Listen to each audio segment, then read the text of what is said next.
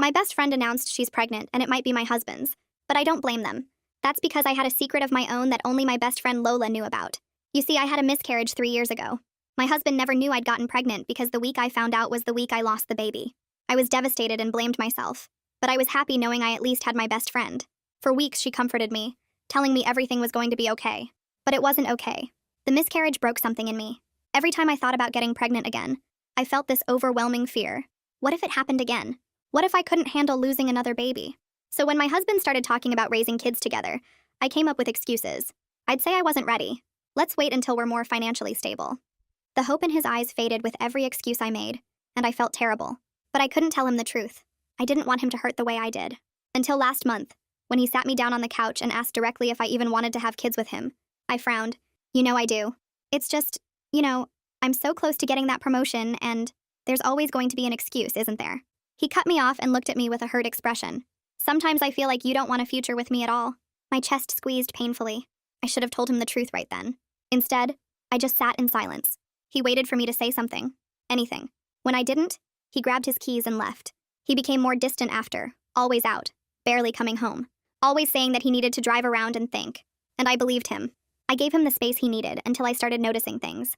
He started dressing up nicer than before, like he was going on a date and not hanging out with friends. His phone bill was racking up hours and hours of calls and texts to an unknown caller. His credit card showed he was constantly buying flowers and gifts that he never once brought home, not even for our anniversary. And when I saw the long blonde hair on his jacket, I knew for sure he was cheating on me. I just didn't know with whom until last week. I decided to follow him. He said he was going to the gym, but I watched him get in his car and drive the opposite direction, all the way to a nice restaurant downtown. I parked across the street and watched him go inside. Through the window, I saw her, my best friend Lola, sitting across from my husband. She giggled while he pressed kisses on her hand, the same way he used to do with me when we started dating. I took photos on my phone and cried for a couple of minutes in the car, heartbroken and unable to process what I'd just seen. When I got home, I was angry and hurt and guilty, thinking my lie forced my husband to have an affair.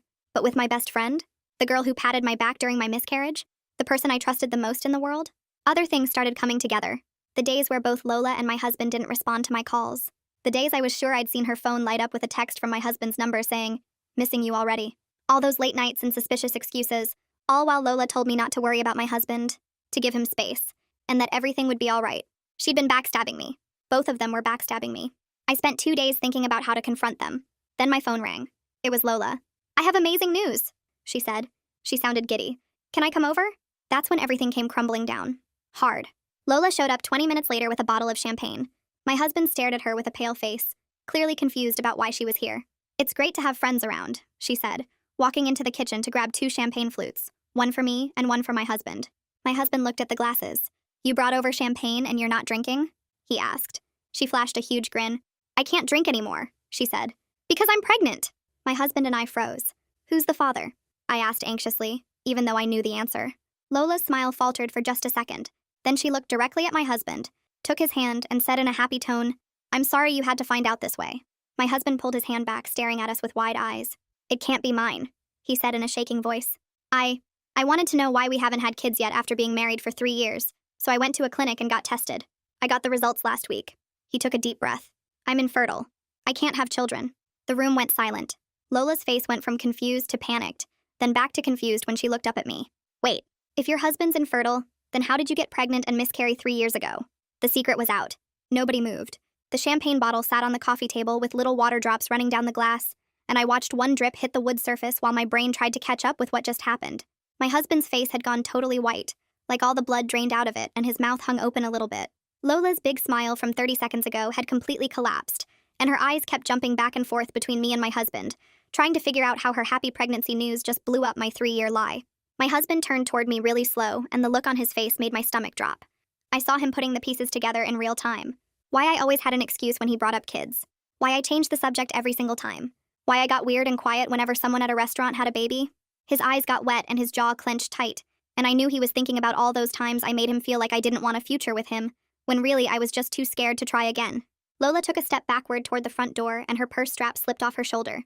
She caught it and hugged it against her chest. Her mouth opened and closed a few times before any sound came out, and when it did, her voice shook. She said something about needing to go, that this wasn't the right time, that she should leave us alone to talk. But my husband held up his hand and told her to wait. His voice came out rough and strange. He said we all needed to stay right here and figure out what was happening because clearly nobody had been telling the truth about anything. I made myself talk even though my throat felt tight and my hands were shaking. The words came out quiet at first, then a little louder as I forced myself to keep going. I told my husband I got pregnant 3 years ago. I told him I found out on a Tuesday and lost the baby that same week. I told him I was so broken and scared that I couldn't make myself tell him, because I didn't want him to hurt the way I was hurting.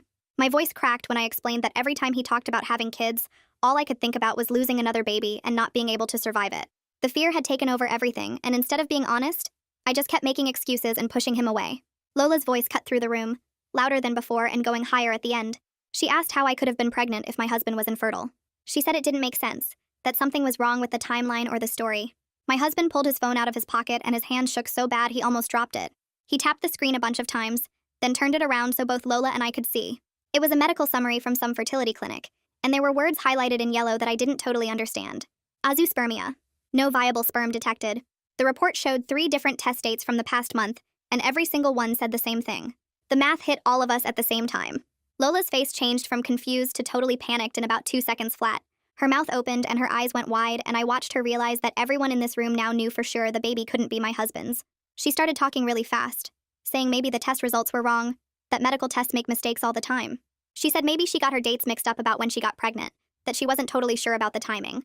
But my husband interrupted her before she could keep going. He asked her straight out if she slept with someone else. His voice was flat and cold, nothing like how he usually talked. Lola grabbed her purse tighter and backed up until she hit the door frame. She didn't answer the question. She just shook her head and said she couldn't do this right now, that it was too much. She turned around and yanked the front door open so hard it bounced off the wall. I heard her footsteps running down the front path, then her car door slamming, then the engine starting up. The champagne bottle was still sitting there on the coffee table, and the 2 empty glasses she'd gotten out for us. All the evidence of what was supposed to be a happy celebration, except now it just looked like proof of how messed up everything had become. My husband and I stood there in the terrible quiet. I could hear the refrigerator humming in the kitchen and a car driving past outside. Neither of us moved or said anything for a long time. I wanted to explain more, to make him understand why I lied, but my brain felt fuzzy and slow. He just stared at the spot where Lola had been standing, his face still pale and his jaw still tight. I counted the seconds in my head. 15, 30, 45. The silence got heavier and heavier until it felt like something solid pressing down on both of us. After what felt like forever but was probably only 20 minutes, my husband finally spoke. He said we needed to talk in the morning when we weren't so shocked and could actually think straight. His voice sounded tired and far away. He walked past me without looking at my face, went to the hallway closet and pulled out a pillow and one of the spare blankets. He carried them to the guest room and shut the door without saying goodnight or anything else. I heard the lock click. I went to our bedroom and lay down on top of the covers with all my clothes still on. The ceiling fan spun around and around above me, and I watched the blades go in circles while my mind raced. Everything I'd been hiding for 3 years was out in the open now. My husband knew about the miscarriage. He knew why I'd been avoiding getting pregnant.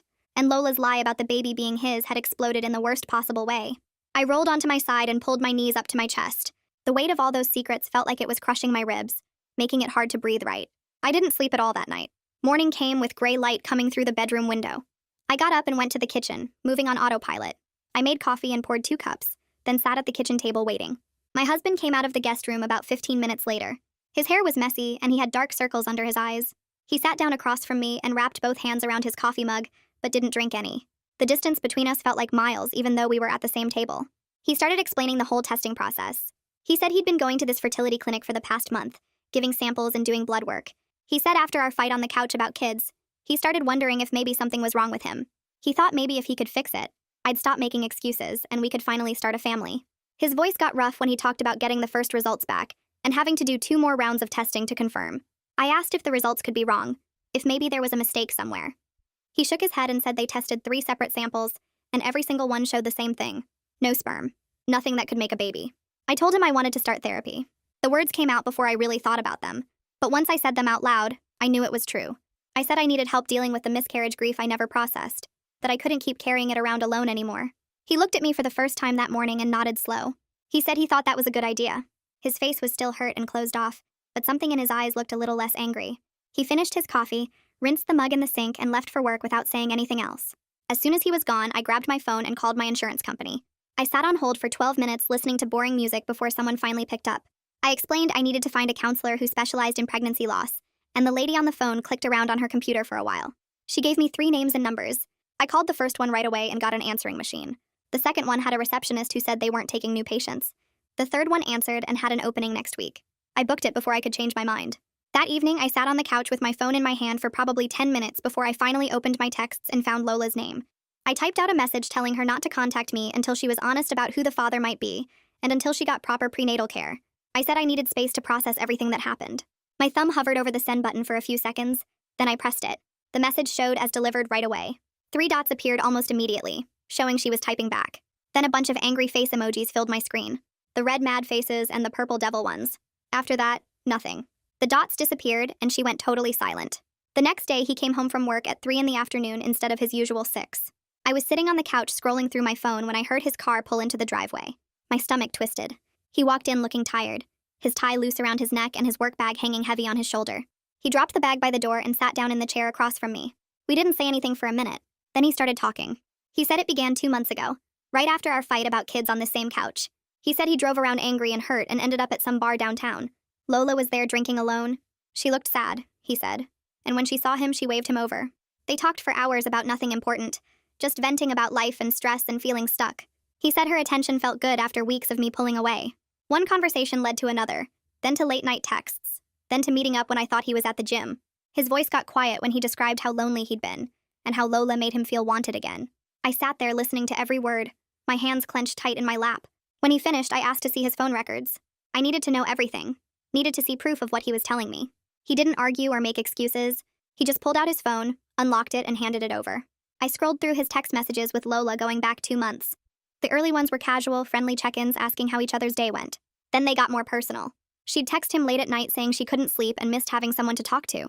He'd respond right away, even though I was asleep in the next room. The messages got flirtier over time, little jokes and compliments that crossed the line from friendship into something else. I saw texts where she said she felt so alone, and he said he understood that feeling. I saw messages where he told her she looked beautiful, and she sent back heart emojis. The call log showed hours of phone conversations I never knew about, some lasting past midnight. My hands shook as I kept scrolling, but I made myself look at all of it. When I handed his phone back, I told him he needed to move to the guest room. He nodded without fighting it. He got up and went to our bedroom, came back with an armful of clothes and his toothbrush and face wash from the bathroom. Watching him carry his stuff down the hall made everything feel more real. We were separating inside our own house.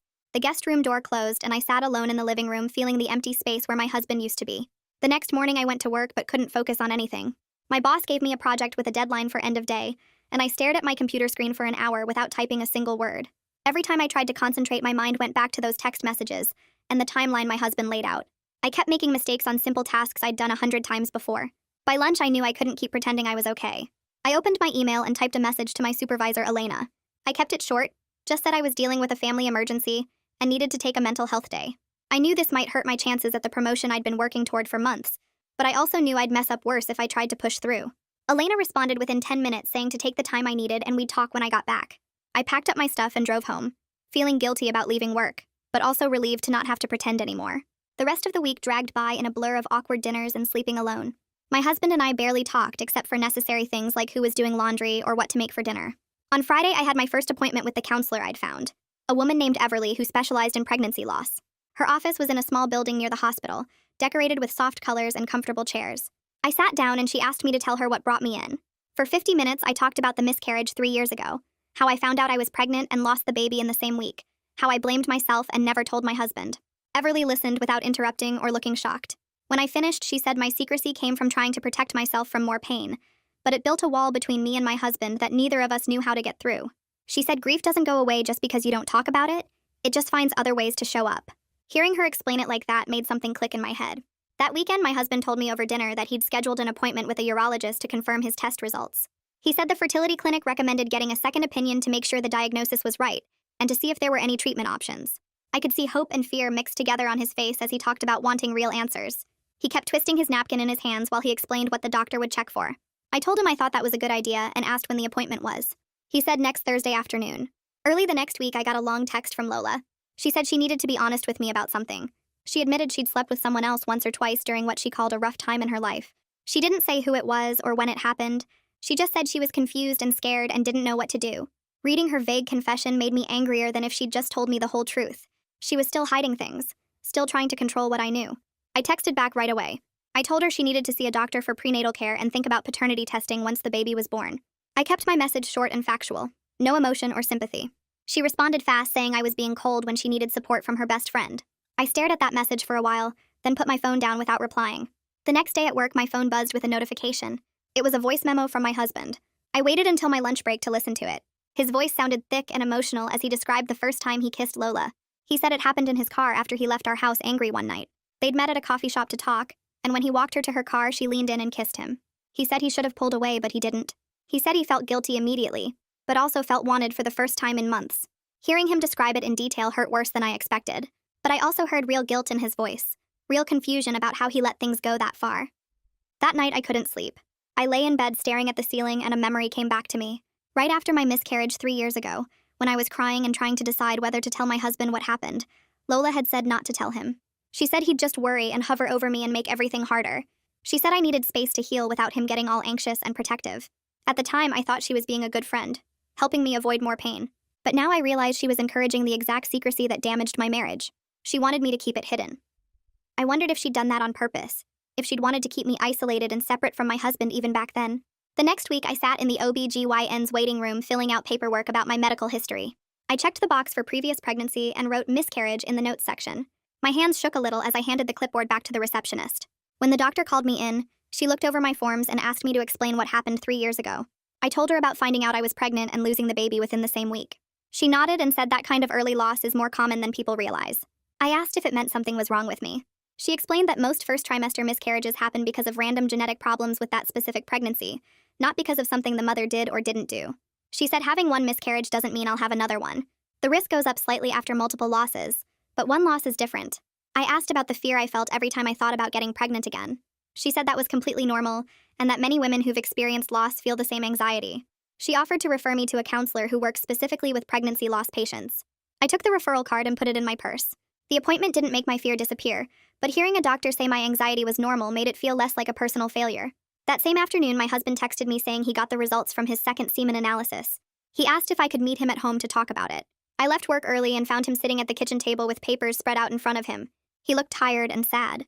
He slid the report across the table to me. The urologist had tested 3 separate samples over the past 2 weeks. All 3 showed azoospermia with 0 sperm detected. The doctor's notes said the condition appeared to be permanent and that treatment options were limited and expensive with low success rates. My husband stared at his hands while I read through the medical terminology. He said the urologist told him this meant he'd been infertile for years, probably since before we got married. The finality of it hit both of us hard. He couldn't be Lola's baby's father. There was no possibility, no room for doubt. I felt relief mixed with sadness for him. He'd been imagining a future with biological children his whole life, and now that door was completely closed. 2 days later, I agreed to meet Lola at a coffee shop near her apartment. I picked a public place because I didn't want to be alone with her.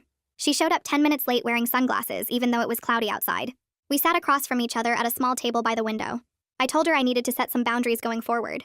She nodded and said she understood. I asked her directly who the other man was, the one she'd slept with besides my husband.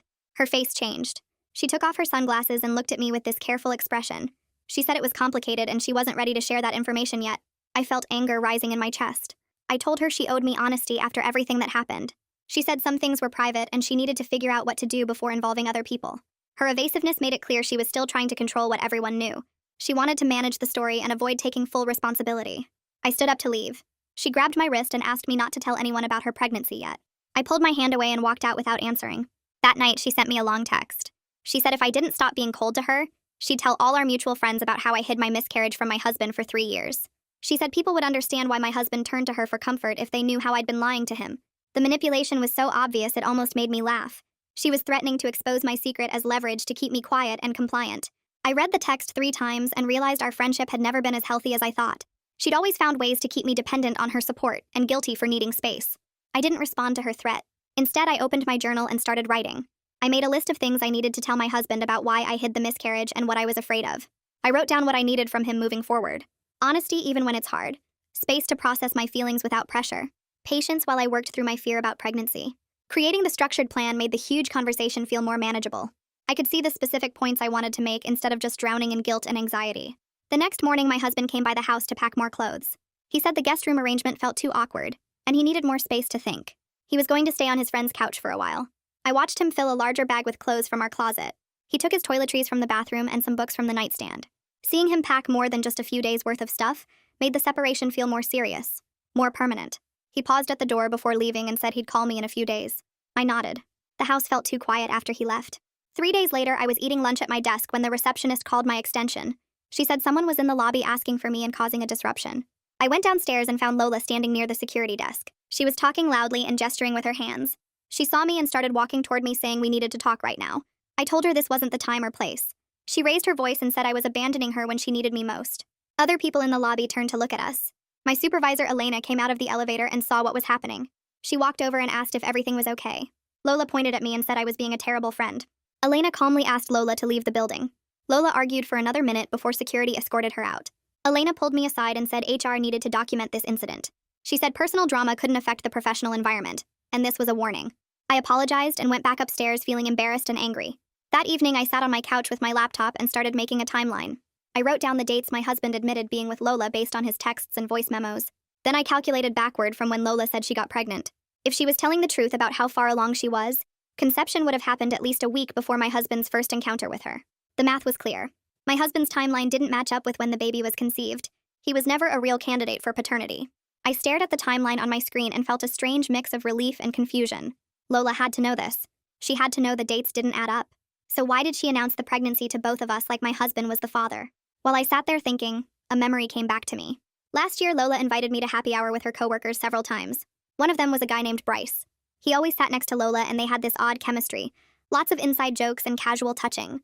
When I asked Lola about it once, she laughed and said they were just work friends. But I remembered the way he looked at her. I opened Facebook and searched for Lola's profile. I scrolled through her photos until I found pictures from those happy hours. There was Bryce in multiple photos, always standing close to Lola. I clicked on his profile and found his full name. I spent 20 minutes crafting a message asking if we could talk about Lola. I tried to keep it vague but urgent. My hands shook as I moved the cursor over the send button. I was about to open another layer of this situation and I had no idea what I'd find. I pressed send and closed my laptop. The next afternoon, I sat in Everly's office for my second session. She asked me to talk more about my relationship with Lola before the miscarriage. I explained how Lola always knew what to say to make me feel better, how I relied on her advice for everything, how I never made big decisions without checking with her first. Everly wrote something in her notebook and asked if I noticed a pattern in how I handled scary situations. I thought about it and realized I always looked for someone else to tell me what to do. With the miscarriage, I let Lola convince me to keep it secret. With my marriage problems, I avoided them completely instead of facing them. Everly said these patterns made sense as protection, but they also kept me stuck. Naming the behavior as codependency made it feel less like a character flaw and more like something I could actually work on. 2 days later, my husband called and asked if he could come by to talk. I said yes, and he showed up an hour later looking tired. He sat at the kitchen table and told me about his appointment with the urologist. The doctor asked about his medical history, and my husband remembered having mumps as a kid, around age 12. He'd been really sick for almost 2 weeks. The urologist explained that mumps can sometimes cause problems with fertility, especially if it happens after puberty starts. My husband's voice got quiet when he said the doctor mentioned treatments like surgery or hormone therapy, but they cost thousands of dollars and didn't always work. He said he felt like he was grieving something he never had, this future where he'd be a dad to biological kids. I listened without interrupting, and for the first time in months, I saw him being completely honest about his pain, instead of hiding it or getting angry. Before he left, my husband asked if he could pick up more of his clothes from the closet. I said that was fine and followed him upstairs.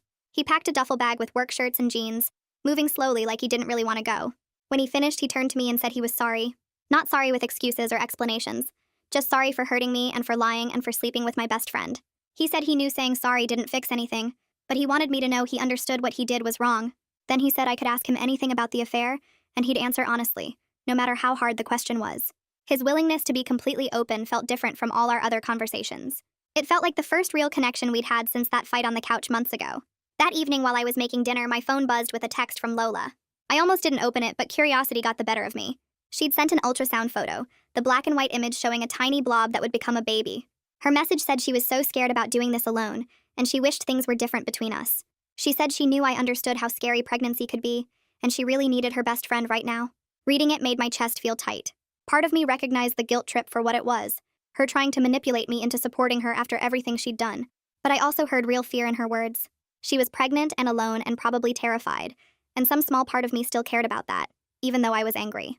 I stared at my phone for 10 minutes trying to figure out how to respond. Finally, I typed out a message saying I needed her to be honest about paternity and stop trying to make me feel guilty for having boundaries. I said I wouldn't have contact with her until she took real steps to figure out who the father was and stopped playing games with everyone's lives. I told her I hoped she got the support she needed, but it couldn't come from me right now. My finger shook a little when I hit send. Setting that boundary felt necessary, but it also felt sad, like officially ending a friendship that had been important to me for years. The next morning, I woke up to 3 text messages from a number I didn't recognize. When I opened them, I realized they were from Bryce. He said he got my Facebook message and he needed to tell me the truth. He admitted he'd hooked up with Lola several times over the past few months, usually after work events when they'd both been drinking. He said he was scared out of his mind about what this meant, and he didn't know what to do. His panic came through even in text form, lots of typos and incomplete sentences. I felt exhausted reading his messages. Another person who'd been lying and hiding things. Another layer of deception in this whole mess. Bryce sent another text an hour later after I didn't respond to the first ones. He said there was something else I needed to know. He told me he was in a relationship with someone named Stefan, and they'd been together for almost a year. He begged me not to tell anyone about his involvement with Lola, saying it would destroy his relationship and out him at work before he was ready. I sat on my couch holding my phone and feeling the weight of yet another person's secret. I was so tired of holding everyone's lies. The web of deception kept getting bigger and more complicated, and I just wanted someone to be honest without me having to drag the truth out of them. That afternoon, I was folding laundry when my phone rang with a call from Lola. I didn't answer. She left a voicemail that I listened to later while sitting in my car in the grocery store parking lot. Her voice sounded shaky and sad. She said she felt abandoned after my miscarriage even though she was the one who supported me through it. She said watching me pull away and seeing my husband get distant made her feel lonely too. She said she grabbed at my husband's attention because she needed someone to see her and care about her. Her attempt to justify the affair by claiming I hurt her first made anger flash hot in my chest. But underneath the anger, I also heard genuine pain in her voice. She was trying to explain herself, not just manipulate me, and that made everything feel more complicated. I called my husband that evening and asked if he'd be willing to try talking with a therapist present. I said we kept having conversations that exploded into fights or shut down into silence, and maybe having someone there to help us communicate would make it easier. He was quiet for a minute, then said he was willing to try. He sounded nervous, but also relieved, like he'd been wanting to suggest the same thing but didn't know how. We agreed to look for a couples therapist who specialized in infidelity and loss. Neither of us said anything about whether we were trying to save the marriage or just trying to end it peacefully. We both just knew we needed help talking to each other. I spent the next day calling different therapy offices and explaining my situation to receptionists.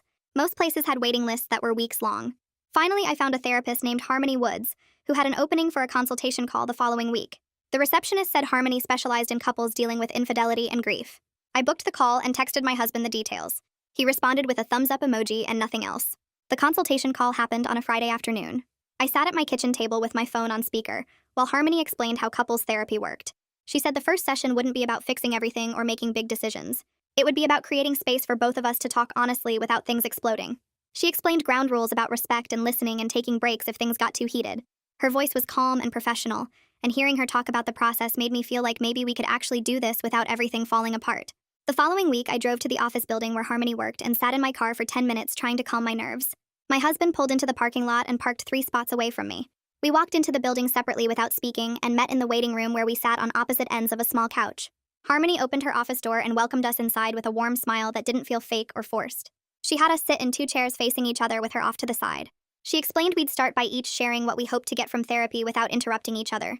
My husband went first and said he wanted to understand why I'd hidden so much from him and whether we could rebuild trust. When it was my turn, I said I needed to figure out if I could forgive the affair and whether staying married was what I actually wanted or just what felt safe. Harmony asked my husband to clarify the timeline of his relationship with Lola because she said specifics would help us move forward. He took a deep breath and told us he and Lola were physically intimate only twice, both times happening in the past 2 months. The first time was 6 weeks ago in his car after they'd been drinking at a bar. The second time was 3 weeks ago at her apartment when I thought he was at the gym. Hearing him say it out loud with actual dates and locations made my stomach twist. But I also appreciated that he wasn't trying to minimize what happened or make excuses. After he finished, Harmony asked how I felt hearing those details. I said it hurt, but I'd rather know the truth than keep wondering and imagining worse scenarios. She nodded and said honesty was painful, but necessary for any kind of healing to happen. Near the end of the session, I brought up something that had been weighing on me. I told Harmony about Bryce and how he'd admitted to sleeping with Lola around the same time as my husband. I said I kept thinking about whether I should tell Stefan that his partner had been involved with Lola too. Harmony leaned forward and asked why I felt responsible for managing that situation. I didn't have a good answer except that keeping secrets felt wrong after everything that had happened. She helped me see that inserting myself into their relationship wasn't my job, and I needed to focus on my own healing instead of trying to fix everyone else's problems. She said I'd been carrying other people's truths for too long, and it was time to put that burden down. The session ended with Harmony giving us both homework assignments about identifying our needs and boundaries. Walking back to our separate cars felt lonely, but also clearer somehow. At work the next day, I stared at my computer screen trying to focus on a project proposal that was due by 5. My boss Elena had been counting on me to deliver this presentation for an important client meeting. But every time I tried to write a coherent sentence, my mind drifted back to therapy, or my husband's confession, or Lola's pregnancy. By 3 in the afternoon, I'd only written 2 paragraphs and they didn't make any sense. I kept rereading the same lines without processing what they said. At 4:30, Elena stopped by my desk and asked how the proposal was coming. I looked at her and felt my face get hot with shame. I admitted I hadn't finished it and didn't think I could pull it together in 30 minutes. She closed her eyes for a second, then asked me to come to her office. Once we were sitting down, she said she'd noticed my performance slipping over the past few weeks. She wasn't angry, but she looked concerned and disappointed. She told me the promotion I'd been working toward was postponed until I could get back on track. She said whatever was happening in my personal life needed to be dealt with because it was affecting my work too much. I apologized and promised to do better, but we both knew it was an empty promise right now. She suggested I consider taking some personal days to sort things out. I nodded and left her office feeling like I was failing at everything. 3 days later, I sat in Everly's office for my 3rd individual therapy session. She'd asked me to think about what I wanted to say to my husband regarding the miscarriage and my years of fear and silence. I pulled out my phone where I'd been writing notes and read them out loud. My voice shook as I described finding out I was pregnant and feeling excited for about 2 days before the cramping started. I told her about going to the emergency room alone and having a doctor confirm the miscarriage with an ultrasound that showed nothing but an empty space. I explained how I convinced myself it was my fault somehow, and that telling my husband would only hurt him too. Everly listened without interrupting, then asked if we could practice what I'd say to him. She had me pretend she was my husband and deliver the same words while looking at her. It felt awkward at first, but she coached me through it. She pointed out when I started making excuses or downplaying my feelings. We practiced until I could say the whole thing without apologizing for my emotions or trying to protect him from the truth. By the end of the session, I felt raw, but also ready. She said I didn't have to have this conversation right away, but I should have it before our next couples session with Harmony. The following afternoon, I met Lola at a coffee shop halfway between our houses. We'd agreed to exchange belongings we'd left at each other's places over the years. I brought a box with her books and a sweater and some kitchen stuff she'd stored at my house. She handed me a bag with my favorite blanket and some photos and a necklace I'd forgotten at her apartment months ago. We sat at a corner table and didn't talk for a minute. She looked tired in a way that went beyond just physical exhaustion. Her face was puffy and her eyes had dark circles under them. She finally said she was scared about being a single mother and didn't know how to do this alone. I felt a flicker of compassion despite everything that had happened. I told her she'd figure it out because she didn't have another choice. She asked if we could ever be friends again someday. I said I didn't know, but right now I needed distance and she needed to focus on her baby and getting her life together. She nodded and looked like she might cry, but didn't. We finished our coffee in silence and left without hugging or making plans to talk again. That evening, Bryce sent me a text saying he'd decided to contact Lola privately and offer to take a paternity test. He said he couldn't keep hiding from the situation and needed to know if he was going to be a father. His message was short, but I could feel the anxiety behind the words. I texted back saying I thought he was doing the right thing and that Lola needed to face reality. He thanked me and said he'd let me know what happened. His willingness to step up and deal with the consequences gave me a weird sense of relief. At least one person was finally being honest and taking responsibility. 2 days later, Lola sent me a message confirming she'd agreed to do a non-invasive prenatal paternity test with Bryce once she was far enough along in the pregnancy. Her text was only 3 sentences with no extra explanation or emotional appeals. She said the test could be done after 9 weeks, and she'd schedule it as soon as possible. Then she said she'd send me the results when they came back. The lack of manipulation or drama in her message felt like actual progress. Maybe she was finally understanding that actions had consequences, and she couldn't charm or cry her way out of this situation. The next week, my husband and I met with a mediator to draft a temporary separation agreement. The mediator's office was in a boring building with gray carpet and fluorescent lights that made everything feel depressing. We sat across from each other at a conference table while the mediator asked questions about our finances and living arrangements. My husband would continue paying the mortgage on our house while he stayed with his friend. We'd split credit card bills and keep our bank accounts separate for now. The mediator typed everything into a document and printed copies for us to review. The whole process felt businesslike and sad. Signing the papers made our crisis feel official and documented instead of just something we were going through. We left the building without talking and drove away in opposite directions. A few days after that, my husband called and said he had an update from his urologist appointment. He was continuing treatment and trying to understand his diagnosis better. He also mentioned he'd started researching sperm donors and adoption options on his own time. His voice sounded heavy when he talked about it, like he was processing something painful. I could tell he was grieving the idea of biological fatherhood and what that meant for his future. I respected that he was doing this work privately, instead of making it my problem to solve or my responsibility to comfort him through. We were both dealing with our own losses separately, and that felt appropriate right now. That same week, Everly gave me information about a pregnancy loss support group that met every week at a community center. She said hearing other people's stories might help me feel less isolated in my grief. I was nervous about going, but I showed up to the first meeting anyway. The room was small with folding chairs arranged in a circle. There were 6 other women there, plus a facilitator. Everyone introduced themselves and shared brief versions of their lost stories. One woman had 3 miscarriages before finally having a successful pregnancy. Another woman lost twins at 20 weeks. A third woman had a stillbirth at full term. Hearing their experiences made me realize how many different ways people carried this kind of grief. Some of them cried while talking, and others spoke in flat voices like they'd told the story so many times it didn't hurt anymore. When it was my turn, I gave the basic facts without going into detail about my marriage situation. After the meeting ended, a few women came up to me and said they were glad I'd come. Walking to my car, I felt less alone than I had in 3 years. Our second session with Harmony happened 3 days after the support group meeting. My husband and I sat on opposite ends of the same couch in her office, leaving space between us that felt both necessary and sad. Harmony asked if there was anything specific we needed to address today, and I knew this was the moment to tell the whole truth. I started talking about finding out I was pregnant 3 years ago and how excited I felt for about 2 days before the cramping started. I described going to the bathroom and seeing the blood and knowing immediately what was happening. My voice shook when I explained how I sat on the bathroom floor crying while my husband was at work, and how I cleaned everything up before he got home so he'd never know. My husband's face went pale as I talked, and when I got to the part about being too scared and ashamed to tell him, tears started running down his cheeks. He asked why I didn't trust him with something so important, and I said I thought I was protecting him from pain, but I was really just protecting myself from having to face it. We both cried in Harmony's office, sitting with grief that should have been shared 3 years ago instead of carried alone. Harmony let us sit in the silence for a few minutes before asking what we needed from each other right now. My husband said he wished I'd told him, but he understood why I didn't, and I said I was sorry for all the lies and excuses that came after. We talked about how the miscarriage created a wall between us that neither of us knew how to climb over, and how that wall made space for other people and other mistakes. Harmony suggested we pause any discussions about having children and focus on individual healing for now. The suggestion felt like relief washing over me instead of loss or failure. My husband nodded and said he needed to figure out who he was separate from the future he'd imagined, and I understood exactly what he meant. We left the session feeling raw but slightly less broken than when we'd arrived. That evening, Lola sent me a text saying her paternity test was scheduled for next week, and she was scared of losing everyone's support if Bryce turned out to be the father. Her message had none of the usual manipulation or drama, just plain vulnerability that felt more genuine than anything she'd sent before.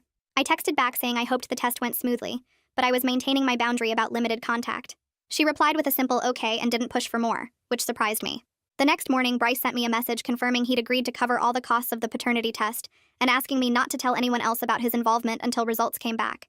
His focus on discretion frustrated me because it felt like he was more worried about his reputation than taking responsibility, but I also understood he was trying to protect his relationship with Stefan. I told him I wouldn't say anything to anyone and left it at that. 2 days later, I had to have a difficult conversation with Elena at work. I went to her office during lunch and explained I needed to step back from the promotion track for now while I dealt with personal issues. She looked disappointed but said she understood, and asked if there was anything the company could do to support me. I thanked her and said I just needed time and space to get my life sorted out. Walking back to my desk, I felt the professional cost of this crisis, even though I knew stepping back was the right choice for my mental health. That afternoon, my husband forwarded me a text he'd sent to Lola saying he wouldn't have any further contact with her regardless of the paternity results. The message was clear and firm without being mean, and he'd copied me so I could see he was being accountable. His boundary felt like real change instead of just punishment or anger. The following day, I called Lola to have one last boundary-setting conversation. I told her our friendship was over and I wouldn't be involved in any triangulation between her and my husband. She argued at first, saying I was abandoning her when she needed support, but I stayed calm and repeated that I had to protect my own healing. Eventually, she stopped arguing and just sounded defeated, but not angry when she said she understood. We hung up and I felt sad but also clear about what I needed. A week and a half later, Lola forwarded me the paternity test results without any commentary or explanation. The lab report confirmed Bryce was the father with a probability higher than 99%. I sat in my car reading the document and felt relief mixed with sadness for everyone involved in this mess. I forwarded the results to my husband so he could have closure too, and he texted back thanking me. That weekend, my husband and I met at a park near our house to talk about our future. We sat on a bench watching people walk their dogs and kids play on the swings. He said he wanted to continue our trial separation while we both stayed in therapy, and I agreed that felt right. The conversation was tender but realistic, as we acknowledged we didn't know yet if our marriage could recover, but we were both willing to try. We talked about what individual healing looked like for each of us and agreed to check in every couple weeks instead of avoiding each other completely. Walking back to our separate cars felt lonely, but also like we were finally being honest about where we actually were, instead of pretending everything was fine. 3 days after that, Lola sent me a text that felt different from all her previous messages. She took full responsibility for her actions and said explicitly she wasn't asking for anything from me. She wrote that she was starting therapy and building a support system that didn't depend on people she'd hurt, which sounded like actual growth instead of manipulation. I didn't respond, but I saved the message because it felt important to acknowledge that people could change even after doing terrible things. 2 days after saving Lola's message, I sat down with my husband at a coffee shop to talk about our living situation. We'd been in limbo with him crashing on his friend's couch and me rattling around in our house alone. He said he wanted to find a short-term sublet closer to his work, so he could have his own space without feeling like he was imposing on anyone. I told him I wanted to stay in the house because moving felt like too much change on top of everything else we were dealing with. He nodded and said that made sense and pulled out his phone to show me a few rental listings he'd already looked at. We split the coffee bill and walked to our separate cars without hugging or touching, which felt sad but also appropriate for where we actually were. The next week, he signed a lease on a furnished studio apartment and moved his remaining clothes and toiletries out of the guest room. Watching him pack the last box and carry it to his car made the separation feel more real and permanent, even though we kept saying it was temporary. We met with our lawyer to extend the separation agreement for another 3 months and update the financial arrangements now that he had his own rent to pay. The paperwork felt clinical and businesslike as we initialed each section and signed at the bottom. Neither of us brought up divorce, even though the lawyer asked if we wanted to discuss that option.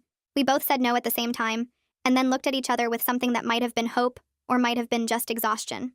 I kept going to therapy with Everly every week, and my husband continued seeing his own therapist, whose name I didn't know. We still had occasional couples sessions with Harmony where we practiced being honest about our feelings without attacking each other or shutting down. The progress felt slow and uncertain, but it also felt more real than the fake harmony we'd maintained for years. My brother Ridge checked in on me regularly without being pushy or trying to fix everything. I'm not healed and my marriage isn't saved, but I'm finally living honestly instead of hiding behind fear and secrets. I have a therapist who helps me process grief, and a brother who gives me space to figure things out, and a husband who's doing his own work, rather than expecting me to carry everything. The future is uncertain, but for the first time in 3 years, I'm not running from the truth. And that's my side of it. But what about you? Would you have handled it the same way? I love hearing how you all think, so drop your version in the comments. You always bring the best insights.